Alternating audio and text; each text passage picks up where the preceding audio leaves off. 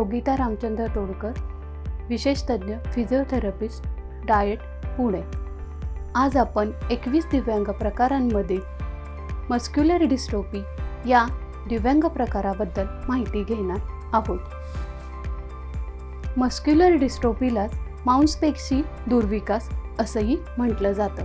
यामध्ये शरीरातील मांसपेशी कमकुवत होतात किंवा नष्ट होतात। यामुळे आपले शारीरिक हालचाल कमी होते। हा आजार अनुवंशिक आहे। मांसपेशी दुर्विकास याची लक्षणे। बऱ्याच विद्यार्थ्यांमध्ये पालक सांगतात की बाळ अगदी व्यवस्थित होतं वयाच्या 4 किंवा 5-6 वर्षापर्यंत। 6 वर्षानंतर हळूहळू त्या विद्यार्थ्यांमध्ये किंवा मुलांमध्ये पायऱ्या चढणे, चालणे ह्या ज्या शारीरिक हालचाली आहेत ह्या हळूहळू कमी होत जातात। त्याचबरोबर हे विद्यार्थी दैनंदिन क्रिया करण्यास असमर्थ होतात। त्याचबरोबर या विद्यार्थ्यांमध्ये खाली बसून उठण्याची जी पद्धत आहे ती पूर्णपणे बदलून जाते। म्हणजेच एखादा मुलगा खाली बसला तर सुरुवातीला उठताना म्हणजे जमिनीवरून खाली बसून उठताना पहिला तो हात पुढे घेईल, त्यानंतर ते हात दोन्ही गुडघ्यांवरती ठेवेल, त्याच्यानंतरच मग तो उभा राहील। म्हणजे तो काय करतो की उभा राहण्यासाठी आपल्या हातांनी गुडघ्यांवरती जोर देतो आणि उभा राहतो। तर हे खूप महत्त्वाचं लक्षण आहे की मस्क्युलर डिस्ट्रोफी असण्याचं। म्हणजे आपण बघा की बऱ्याचशाच विद्यार्थ्यांमध्ये वेगवेगळे डिसॅबिलिटीज आहेत। तर मस्क्युलर डिस्ट्रोफीचा विद्यार्थी तुम्ही ओळखणार कसा? तर महत्त्वाची गोष्ट म्हणजे जमिनीवरून बसून उठण्याची त्याची जी पद्धत आहे ती ह्याप्रमाणे असेल तर त्या विद्यार्थ्यांमध्ये मस्क्युलर डिस्ट्रोफी हा आजार असतो। बघा यामध्ये काय होतं की पाठ पूर्णपणे आतमध्ये जाणं, त्याचबरोबर सगळे आपले बटकचे मसल आहेत ते वीक होणं, त्याचबरोबर गुडघे पूर्णपणे पाठीमागे बेंड होणे, त्याचबरोबर हातपाय बघा अगदी काडीसारखे दिसत आहेत, त्याचबरोबर पोट पुढे काढून चालणं। त्यानंतर ह्यामध्ये काय होतं की हे मुलं सतत पडतात, त्यांना बॅलन्स करता येत नाहीत, अशा प्रकारची लक्षणे आपल्याला दिसून येतात। मस्क्युलर डिस्ट्रोफीमध्ये अर्ली इंटरव्हेन्शन खूप महत्त्वाची गोष्ट आहे। यामध्ये बालकांचा स्वीकार करणं ही पण जास्त महत्त्वाची गोष्ट आहे। यामध्ये लवकरात लवकर निदान किंवा उपचार करणे खूप महत्त्वाचे आहे। ज्या विद्यार्थ्यांना अशी लक्षणे दिसून येतात तर अशा विद्यार्थ्यांना अर्ली इंटरव्हेन्शन सेंटरमध्ये जाऊन त्याच्याशी रिलेटेड ज्या टेस्ट आहेत त्या केल्या तर आपल्याला लवकर निदान होऊ शकतं व विद्यार्थ्यांचा उपचार लवकरात लवकर सुरू करू शकतो। उपचार पद्धती। वैद्यकीय उपचार पद्धतीमध्ये विद्यार्थ्यांना शस्त्रक्रिया करण्यात येतात। ज्या विद्यार्थ्याला जशी गरज आहे त्यानुसार शस्त्रक्रिया करण्यात येतात। त्याचबरोबर फिजिओथेरपीचा महत्त्वाचा रोल यामध्ये दिसून येतो, कारण फिजिओथेरपी ही स्नायूंवरती काम करते। म्हणजेच स्नायूंमध्ये ताकद वाढवणे, ताकद टिकवून ठेवणे, मज्जास्नायूंचे विकसन करणे किंवा शारीरिक वेदना कमी करणे। त्याचबरोबर एखाद्या व्यक्तीला हातात एखादी वस्तू पकडता येत नसेल तर त्या वस्तू हातांमध्ये पकडणं, त्याचबरोबर संवेदना निर्माण करणं, ह्या सगळा रोल फिजिओथेरपीचा आहे। फिजिओथेरपी स्नायूंवरती काम करत असल्यामुळे मस्क्युलर डिस्ट्रोफीमध्ये फिजिओथेरपीचा खूप चांगला उपयोग होतो। यामध्ये फिजिओथेरपीचे वेगवेगळे प्रकार घेतलेले आहेत। म्हणजेच की इथे थेरपेटिक बॉलवरती काही व्यायाम घेतले जातात, त्याचबरोबर ट्रॅम्पोलिनवरती घेतले जातात। ज्या विद्यार्थ्यांना यामध्ये सांगितलेलं आहे की विद्यार्थ्यांना चालताना प्रॉब्लेम येतात तर पॅरलल बारमध्ये या प्रकारचे चालण्याचे व्यायाम घेतले जातात, किंवा स्ट्रेचिंग आहे, ज्या मसल आखडलेले आहेत तर ते लूज करण्यासाठी विविध प्रकारचे व्यायाम घेतले जातात। मुलांना स्वतःचे बॅलन्स कोऑर्डिनेशन वाढवण्यासाठी अशा प्रकारचे व्यायाम हे फिजिओथेरपीमध्ये घेतले जातात। या विद्यार्थ्यांचे अध्ययन, अध्यापन आणि मूल्यमापन कसे करतात? तर या विद्यार्थ्यांचे बौद्धिकदृष्ट्या ही सर्व सामान्य मुलांप्रमाणेच असतात, त्यामुळे यांचे अध्ययन, अध्यापन आणि मूल्यमापन हे सर्वसामान्य मुलांप्रमाणेच केले जातात. त्याचबरोबर ज्याप्रमाणे अध्ययन, अध्यापन हे मूल्यमापन शैलीनुसार केले जाते, तर त्याचप्रमाणे मूल्यमापन तंत्रेही त्याच्या अध्ययन शैलीनुसारच असणे गरजेचे आहे. शैक्षणिक सहाय्यभूत सेवा.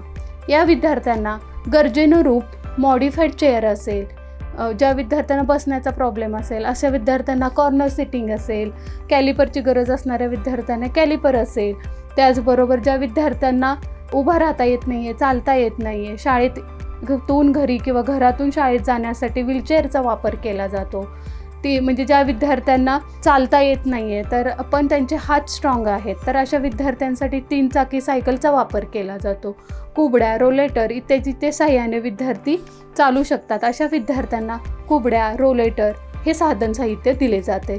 त्याचबरोबर कमोड चेअर ही दिली जाते. परीक्षा पद्धती व मूल्यमापन. 16 ऑक्टोबर 2018च्या शासन निर्णयानुसार 1ली ते 12वी पर्यंतच्या परीक्षा प्रक्रियेमध्ये खालील सवलती देण्यात आल्या आहेत. एक आहे जवळचे परीक्षा केंद्र, म्हणजेच विद्यार्थी राहतो त्याच्या घरापासून जवळचे परीक्षा केंद्र त्याला देण्यात येते, किंवा विद्यार्थी ज्या शाळेत शिकत आहे तीच शाळा त्याला परीक्षा केंद्र म्हणून देण्यात येते. प्रति तास 20 मिनिट वेळ दिला जातो, म्हणजे 3 तासाचा पेपर असेल तर प्रति तास 20 मिनिट असे 3 तासांसाठी 1 तास एक्स्ट्रा वेळ दिला जातो. कमाल 20 गुणांची सवलत असते, म्हणजेच ही सवलत एका विषयासाठी असू शकते किंवा सर्व विषयांमध्ये देण्यात येते. त्याचबरोबर ज्या विद्यार्थ्यांना अपंगत्व सर्टिफिकेट किंवा दिव्यांग सर्टिफिकेट आहे आणि डॉक्टरांनी लिहून दिलेलं आहे की ह्या विद्यार्थ्याला लेखनिकाची गरज आहे, अशा विद्यार्थ्यांसाठी लेखनिक पुरवण्यात येतो. या विद्यार्थ्यांना अनुकूल बैठक व्यवस्था दिली जाते, म्हणजेच यांना वेगळ्या प्रकारचे बेंचेस किंवा तो ज्या पोझिशनमध्ये कम्फर्ट आहे अशा पोझिशन किंवा अशी बैठक व्यवस्था त्याला पुरवली जाते.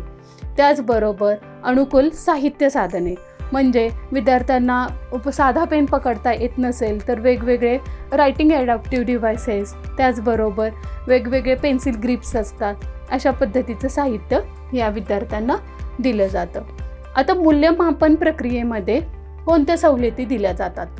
मूल्यमापन करताना गरजेनुरूप अध्ययन शैलीनुसार लवचिकता असावी.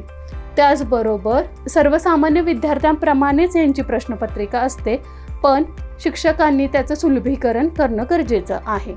मूल्यमापन करताना या विद्यार्थ्यांचे अध्ययन शैलीनुसारच मूल्यमापन करण्यात यावे. त्याचबरोबर प्राथमिक शिक्षणाचा हक्क दिव्यांग व्यक्तींसाठी 18 वर्षांपर्यंत आहे, म्हणजे दिव्यांग विद्यार्थी असेल तर त्याचं प्राथमिक शिक्षण आहे ते वयाच्या 18 वर्षापर्यंत पूर्ण करू शकतो. मस्क्युलर डिस्ट्रोफीच्या विद्यार्थ्यांना शासकीय योजना कोणत्या आहेत हे आता आपण बघणार आहोत. दिव्यांग व्यक्तींना नोकरीत 4% आरक्षण आहे. त्याचबरोबर वसतिगृह असेल, कॉलेज असेल, इथे शिक्षणासाठी 5% आरक्षण आहे. त्याचबरोबर दिव्यांग व्यक्तींना टॅक्स किंवा कर सवलत आहे. दिव्यांग शिष्यवृत्ती असेल, अपंग कर्ज योजना असेल, या प्रकारच्या शासकीय योजना लागू आहेत. एखादा व्यवसाय करायचा असेल तर त्यासाठी आर्थिक सहाय्यही दिले जाते. त्याचबरोबर दिव्यांग कल्याण राज्य पुरस्कारही दिव्यांग व्यक्तींना दिला जातो. त्याचबरोबर विशेष क्रीडा स्पर्धा आहेत, यामध्ये पॅराऑलिम्पिकसारख्या स्पर्धा होतात, तर यामध्ये ह्या विद्यार्थ्यांना स्विमिंग असेल तर या विद्यार्थ्यांसाठी विशेष क्रीडा स्पर्धा घेतल्या जातात. बस आणि रेल्वेमध्येही सवलत दिली जाते. निरामयी हेल्थ सुविधा असेल, इंदिरा गांधी निराधार योजना असेल, यासारख्या विविध योजना या विद्यार्थ्यांना लागू होतात. त्याचबरोबर स्थानिक स्वराज्य संस्था आहेत, यामध्ये गोळा होणारा जो कर आहे यामधला जो 5%चा निधी आहे हा दिव्यांग व्यक्तींसाठी किंवा दिव्यांग विद्यार्थ्यांसाठी राखून ठेवला जातो. त्याचबरोबर या लोकांसाठी किंवा या व्यक्तींसाठी अडथळा विरहित वातावरण निर्मिती केली जाते, म्हणजेच बस स्टँड असेल, रेल्वे स्टेशन असेल, शाळा असतील, या ठिकाणी हँडरील्स, रॅम्प, कमोड टॉयलेट इत्यादीचा वापर केलेला असतो. त्याचबरोबर दिव्यांग प्रमाणपत्र यांना दिले जाते आणि आता UDID कार्डही दिलं जातं. म्हणजे प्रत्येक वेळेस प्रमाणपत्र हाताळता येत नाही, तर अशा वेळेस UDID कार्ड तुम्ही वापरू शकता. ज्याप्रमाणे आपण आधार कार्ड वापरतो त्याप्रमाणे हे व्यक्ती UDID कार्ड वापरू शकतात. त्याचबरोबर जे व्यक्ती नोकरीमध्ये आहेत तर त्यांना येण्या जाण्याच्या वेळेमध्ये सवलत देण्यात आलेली आहे. मस्क्युलर डिस्ट्रोफीच्या विद्यार्थ्यांसाठी व्यवसाय कौशल्य कोणते कोणते असतील, तर मेणबत्ती अगरबत्ती तयार करणे, शाई खडू बनविणे, चित्रकला असेल, त्याचबरोबर विणकाम असेल, विविध स्पर्धा परीक्षा त्यांना देता येतात, वेगवेगळे संगणक प्रशिक्षण घेता येतात. त्याचबरोबर वेगवेगळे शॉप चालवणेसुद्धा आपण व्यावसायिक कौशल्य या विद्यार्थ्यांना देऊ शकतो. रिसोर्सेस खाली डिस्क्रिप्शन बॉक्समध्ये दिलेले आहेत. धन्यवाद.